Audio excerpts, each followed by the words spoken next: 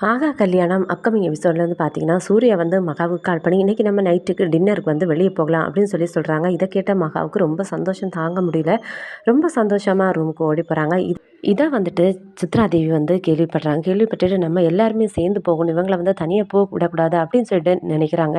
நினைச்சிட்டு வீட்ல இருக்கிற எல்லார்கிட்டயும் வந்து இத வந்து இன்ஃபார்ம் பண்றாங்க. ஸோ வந்து எல்லாருமே கிளம்பி நிக்கிறாங்க. ஸோ சூர்யா வந்து வீட்டுக்கு வராங்க. வீட்டுக்கு வந்து மகா வந்து சூர்யாட்ட கேட்குறாங்க, "போலாமாங்க?" அப்படின்னு கேட்டுட்டு வரும்போது எல்லாருமே வந்து கிளம்பி வராங்க. சூர்யா நினைக்கிறாங்க, "இவ என்ன இவள மட்டும் கிளம்பி நிக்க சொன்னா, வீட்ல எல்லார்ட்டயும் சொல்லியிருக்கா. ஐய்யய்யோ!" அப்படின்னு சொல்லிட்டு ரொம்பவே மகா மேல வந்து எரிச்சல் படுறாங்க.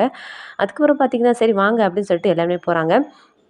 போகும்போது சூர்யா பக்கத்துல ராஜலட்சுமி போகலான்னு போய் உட்கார போறாங்க. ஆனா வந்து அங்க மகா உட்காந்துருக்காங்க. சூர்யாவும் ராஜலட்சுமிட்ட சொல்றாங்க, "அம்மா நீங்க பின்னாடி போய் உட்காருங்க" அப்படின்னு சொல்றாங்க. பின்னாடி வந்து கோடீஸ்வரி உட்காந்துருக்காங்க. ஸோ இவ பக்கத்துல நான் போய் உட்காரணுமா அப்படின்னு சொல்லிட்டு ரொம்ப எரிச்சல் படுறாங்க ராஜலட்சுமி.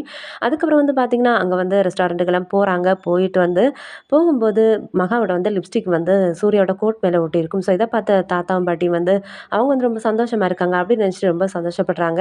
அதுக்கப்புறம் பார்த்தீங்கன்னா, அங்க ரொம்பவே சந்தோஷமா எல்லாருமே வந்து டின்னர்லாம் சாப்பிடுறாங்க.